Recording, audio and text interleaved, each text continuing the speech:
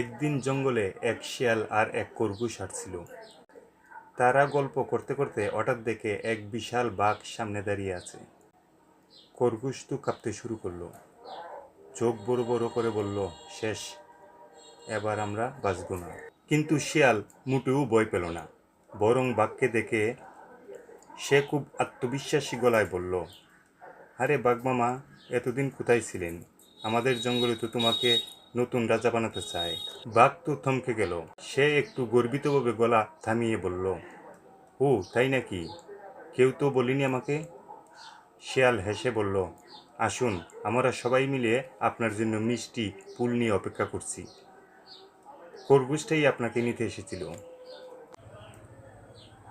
বাঘ খুশি হয়ে বলল, বাহ, তাহলে চলো, সবাইকে চমকে দেই।